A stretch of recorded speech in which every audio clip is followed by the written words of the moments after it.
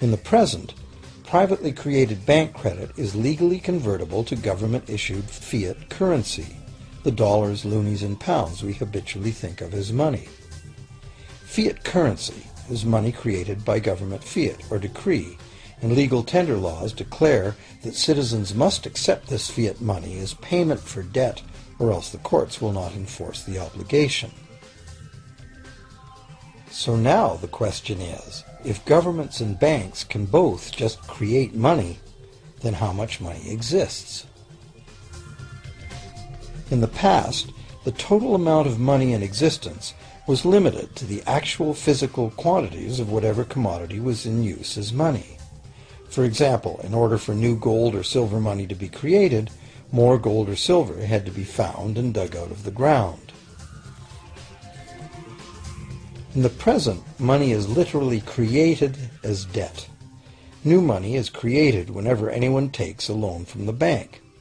As a result, the total amount of money that can be created has only one real limit: the total level of debt.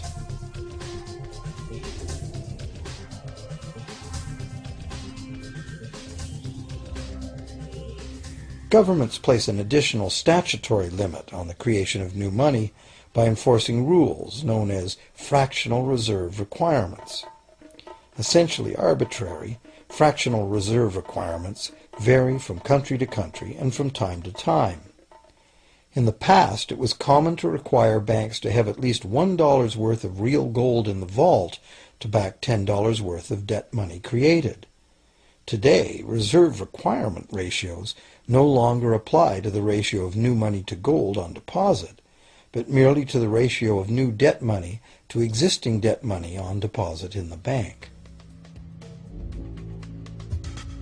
Today, a bank's reserves consist of two things: the amount of government-issued cash or equivalent that the bank has deposited with the central bank, plus the amount of already existing debt money the bank has on deposit. To illustrate this in a simple way, let's imagine that a new bank has just started up and has no depositors yet. However, the bank's investors have made a reserve deposit of $1,111.12 of existing cash money at the central bank. The required reserve ratio is 9-to-1. Step 1. The doors open and the new bank welcomes its first loan customer. He needs $10,000 to buy a car. At the 9-to-1 reserve ratio, the new bank's reserve at the central bank, also known as high-powered money, allows it to legally conjure into existence 9 times that amount, or $10,000, on the basis of the borrower's pledge of debt. This $10,000 is not taken from anywhere. It's brand new money simply typed into the borrower's account as bank credit. The borrower then writes a check on that bank credit to buy the used car. Step 2. The seller then deposits this newly created $10,000 at her bank. Unlike the high-powered government money deposited at the central bank, this newly created credit money cannot be multiplied by the reserve ratio. Instead, it's divided by the reserve ratio. At a ratio of 9-to-1, a new loan of $9,000 can be created on the basis of the $10,000 deposit. Step 3. If that $9,000 is then deposited by a third party at the same bank that created it or at a different one, it becomes the legal basis for a third issue of bank credit, this time for the amount of $8,100. Like one of those Russian dolls, where each layer contains a slightly smaller doll inside, each new deposit contains the potential for a slightly smaller loan in an infinitely decreasing series. Now, if the loan money created is not deposited at the bank, the process stops. That's the unpredictable part of the money creation mechanism. But more likely, at every step, the new money will be deposited at a bank, and the reserve ratio process can repeat itself over and over until almost $100,000 of brand new money has been created within the banking system.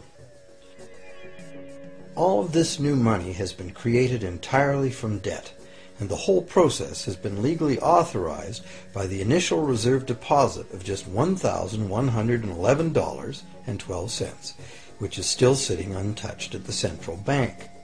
What's more, under this ingenious system, the books of each bank in the chain must show that the bank has 10% more on deposit than it has out on loan. This gives banks a very real incentive to seek deposits in order to be able to make loans, supporting the general but misleading impression that loans come out of deposits. Now, unless all the successive loans are deposited at the same bank, it cannot be said that any one bank got to multiply its initial high-powered money reserve almost 90 times by issuing bank credit out of nothing. However, the banking system is a closed loop. Bank credit created at one bank becomes a deposit in another, and vice versa. In a theoretical world of perfectly equal exchanges, the ultimate effect would be exactly the same as if the whole process took place within one bank. That is, the bank's initial central bank reserve of a little over $1,100 allows it to ultimately collect interest on up to $100,000 the bank never had.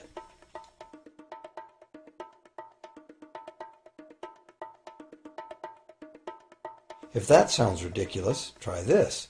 In recent decades, as a result of steady lobbying by the banks, the requirements to make a reserve deposit at the nation's central bank have all but disappeared in some countries, and actual reserve ratios can be much higher than 9-to-1. For some types of accounts, 20-to-1 and 30-to-1 ratios are common. And even more recently, by using loan fees to raise the required reserve from the borrower, banks have now found a way to circumvent reserve requirement limitations entirely.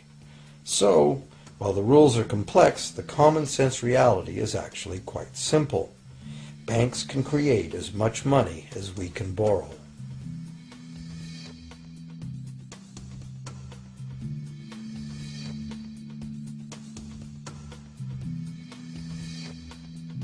Despite the endlessly presented mint footage, government-created money typically accounts for less than 5% of the money in circulation. More than 95% of all money in existence today was created by someone signing a pledge of indebtedness to a bank. What's more, this bank credit money is being created and destroyed in huge amounts every day, as new loans are made and old ones repaid.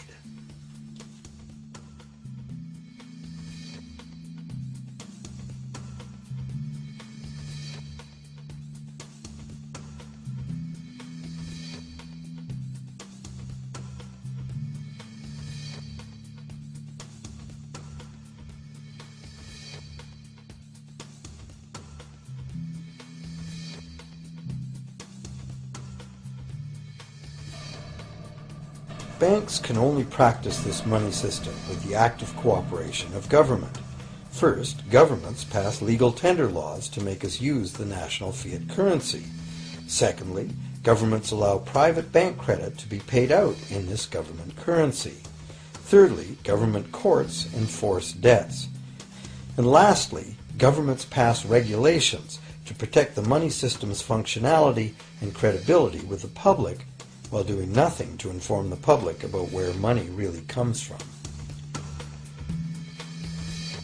The simple truth is that when we sign on the dotted line for a so-called loan or mortgage, our signed pledge of payment, backed by the assets we pledge to forfeit should we fail to pay, is the only thing of real value involved in the transaction.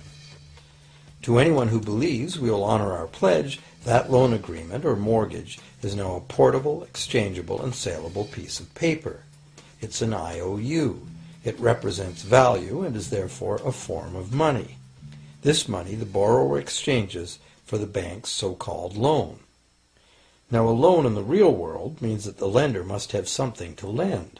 If you need a hammer, my loaning you a promise to provide a hammer I don't have won't be of much help. But in the artificial world of money, a bank's promise to pay money it doesn't have is allowed to be passed off as money, and we accept it as such.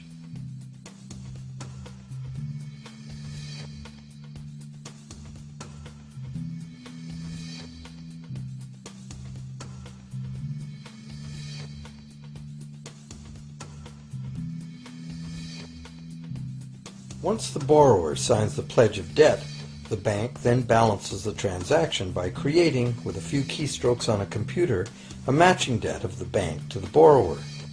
From the borrower's point of view, this becomes loan money in his or her account, and because the government allows this debt of the bank to the borrower to be converted to government fiat currency, everyone has to accept it as money. Again, the basic truth is very simple. Without the document the borrower signed, the banker would have nothing to lend. Have you ever wondered how everyone, governments, corporations, small businesses, families, can all be in debt at the same time and for such astronomical amounts?